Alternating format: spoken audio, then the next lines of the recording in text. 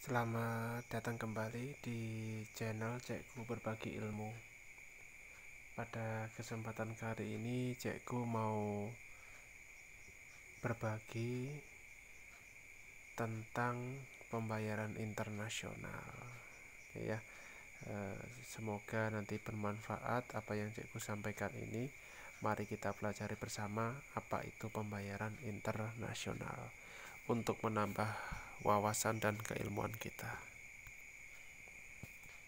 Oke, kita mulai dulu dari alat pembayaran internasional. Saat melakukan kegiatan perdagangan internasional, masing-masing negara mempunyai jenis mata uang yang berbeda. Indonesia punya rupiah, Inggris punya pound sterling, Amerika Serikat punya dolar, Jepang punya yen, dan lain-lain. Oleh sebab itu, diperlukan suatu alat pembayaran yang dapat diterima oleh semua negara. Alat pembayaran ini disebut devisa ya. Jadi misalkan Indonesia ini mau jual beli dengan Jepang, ya kita ini harus menggunakan alat yang dapat diterima dari negara Indonesia maupun negara Jepang, tergantung kesepakatan. Ada banyak cara, nanti akan kita pelajari ya. Jadi alat pembayaran yang digunakan oleh negara-negara dalam melakukan perdagangan internasional itu adalah devisa. Oke ya. Oke. Kemudian kita akan mengenal devisa lebih lanjut. Devisa ya dalam Kamus Besar Bahasa Indonesia artinya adalah alat pembayaran luar negeri yang dapat ditukarkan dengan uang luar negeri. Misalkan ya, Indonesia dengan Singapura melakukan sebuah perdagangan ya. Kemudian Indonesia mendapatkan pembayaran dari Singapura berupa dolar, berupa devisa ya. Devisa dari Singapura ini bisa kita tukarkan dengan uang luar negeri, dolar ya.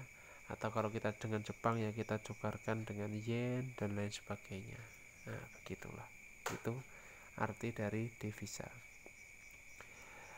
Dalam perdagangan internasional, devisa ini terdiri atas mata uang kuat atau hard currency, emas, wesel asing atau special drawing right ya. Ini ada jenis-jenis devisa. Nanti akan kita pelajari satu-satu ya. Kita pelajari dari yang pertama dulu. Hard currency adalah mata uang suatu negara yang nilainya dianggap relatif stabil sehingga uang tersebut dipercaya dan mudah diterima oleh banyak anggota. Contohnya dolar Amerika Serikat, euro, atau yen Jepang. Dolar Amerika Serikat contohnya ya. Jadi dolar Amerika Serikat ini sering dipakai dalam perdagangan internasional. Karena apa? Karena memang uang ini stabil ya. Pada saat 1 dolar Amerika di Indonesia nilainya 12.000, bisa jadi uang tersebut nanti akan justru semakin naik 14. Nah, dan ketika bertahan di situ ya cukup lama sehingga bisa dikatakan uang tersebut stabil, sehingga ini bisa diterima oleh negara-negara internasional sebagai alat pembayaran yang sah. Maksudnya seperti itu ya. Begitu juga euro, yen, pound sterling, pokoknya dari negara-negara yang ekonominya kuat itu rata-rata memang istilahnya mata uang tersebut stabil ya, karena memang cadangan penjaminnya lumayan kuat begitu. Oke, kita menuju ke materi berikutnya. Sekarang kita akan mempelajari apa itu special drawing right atau SDR. Adalah cadangan yang dimiliki International Monetary Fund IMF yang dapat dipinjam oleh negara anggota. Nah, itu ya, itu juga bisa dipakai untuk alat pembayaran internasional. Fungsi utama devisa adalah sebagai alat pembayaran kegiatan perdagangan internasional. Itu fungsi utamanya ya. Fungsi lainnya adalah untuk membiayai pembangunan negara, membayar hutang luar negeri, membiayai kegiatan-kegiatan negara di luar negeri. Pak Jokowi kunjungan ke Singapura, ke Inggris, ke Prancis dan lain sebagainya, yaitu menggunakan devisa.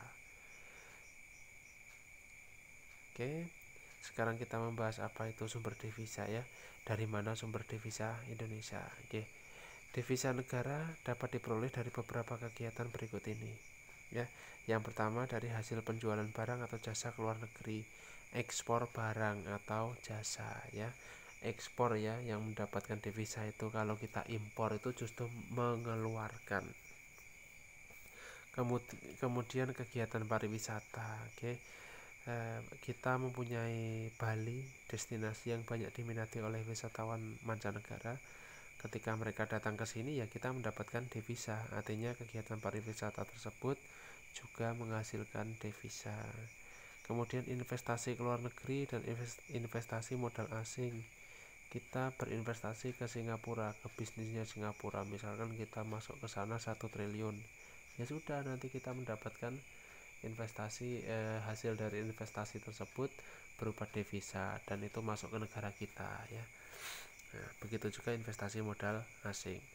Kemudian pengiriman tenaga kerja ke luar negeri, ini yang sah ya, yang resmi, yang legal. Otomatis nanti akan ada kiriman uang asing dari orang-orang yang bekerja di sana untuk keluarganya yang ada di Indonesia. Nah, kiriman itu juga merupakan sumber devisa. Kemudian ada juga pinjaman atau bantuan dari luar negeri. Nah, itu juga merupakan sumber devisa. Oke, kemudian kita lanjutkan ke cara-cara pembayaran internasional ya. Di sini akan saya bahas ada 6 cara. Kita pelajari dari yang pertama ya. Yang pertama adalah pembayaran secara tunai, cash payment. Pembayaran secara tunai ini boleh menggunakan mata uang importir atau eksportir tergantung kesepakatan awal. Indonesia dengan Thailand saling bekerja sama ya. Misalkan Indonesia mengirim beras, Indonesia mengimpor beras dari Thailand, kemudian ke sana mengirim berbagai macam produk lain, misalkan batu bara. Nah, itu nanti tergantung kesepakatan antara Indonesia dan Thailand, membayarnya berupa uang Thailand ataupun uang Indonesia ya. Itu kalau pembayaran secara tunai. Kemudian pembayaran menggunakan cek. Pembayaran ini tentunya memerlukan bantuan bank ya, karena cek ini kan salah satu produk dari suatu bank. Importir ini harus membuka rekening bank dulu yang sebelum melakukan transaksi ya. Jadi sebelum melakukan transaksi harus membuka rekening bank yang mempunyai cabang di negara eksportir. Saya mau beli barang dari Cina ya, saya harus membuka rekening bank yang ada di negara Cina. Nah, itu maksudnya seperti itu. Saat terjadi impor barang, importir cukup mengirim cek pembayaran kepada eksportir. Cina mengirim pancing kepada saya, misalkan saya mengirimkan cek pembayaran kepada penjual yang ada di Cina sana. Penjual yang ada di Cina nanti tinggal mencairkan uangnya melalui bank yang ada di Cina tersebut. Nah, cara itu pembayaran yang kedua menggunakan cek. Oke, sekarang yang ketiga, pembayaran menggunakan emas, full bodied money ya. Pembayaran dengan menggunakan cara emas ini ya, kita mengirimkan emas seharga atau senilai dengan barang yang kita impor kepada eksportir. Tapi karena ini berupa emas, emas ini kaitannya dengan cadangan negara, tentunya harus dengan izin pemerintah ya, tidak boleh ilegal. Yang keempat, ini pembayaran dengan wesel atau bill of exchange. Pembayaran ini dengan cara mengeluarkan surat perintah kepada bank untuk membayarkan sejumlah uang kepada orang yang ditunjuk atau tertulis dalam wesel tersebut ya. Jadi kita istilahnya menyuruh bank untuk membayarkan sejumlah uang kepada eksportir tentunya ya. Ini perintah dari importir kepada bank kemudian untuk mengirim uang kepada eksportir. Kemudian yang kelima, pembayaran menggunakan letter of credit atau letter C. Ya. Letter of credit atau letter C ini adalah surat pernyataan tertulis dari bank atas permintaan nasabah importir untuk menyediakan sejumlah uang bagi pihak ketiga. Ini tentunya kepada eksportir dengan syarat tertentu. Nanti eksportir bisa mencairkan letter of credit ini setelah memenuhi syarat-syarat tertentu yang ditetapkan oleh pihak penyedia atau bank gitu ya. Kemudian yang keenam, ini pembayaran menggunakan kompensasi pribadi atau private conversation. Pembayaran ini melibatkan beberapa orang baik di negara importir maupun di negara eksportir, yaitu dengan cara pembayaran dengan menukar utang piutang antara eksportir dan importir di negara yang sama. Contohnya, saya ya, Cekgu ini mau membeli kapal kecil lah ya, untuk bisnis misalkan untuk bisnis di sebuah danau kecil. Kapal ini dibeli dari Cina. Cekgu ini mencari kapal itu dari Cina. Cekgu sudah punya importir ya, importir. Cekgu ini importir udah mempunyai eksportir di Cina tersebut ya. Kemudian Cekgu ini punya kawan di Indonesia. Katakan saja misalkan namanya adalah Santo ya, Santo. Cekgu dengan Santo ini memiliki hutang piutang. Cekgu ini masih mempunyai piutang. Ada si Santo ini pinjam uang ke Cekgu. Nah, seperti itu. Kemudian di Cina tadi ya, yang tempat Cekgu membeli kapal tadi, dia ini masih punya kawan yang berhutang kepadanya. Nah, begitu. Jadi pembayaran ini ya, akhirnya yang membeli kapal tadi Cekgu. Pembayarannya nggak harus ke saya. Tolong pembayarannya ini dilemparkan ke kawan saya ya, karena saya masih punya hutang kepada dia gitu, kata penjual kapal tadi. Oke, tidak ada masalah. Nah, Cekgu bilang gitu karena Cekgu perlu kapal tadi.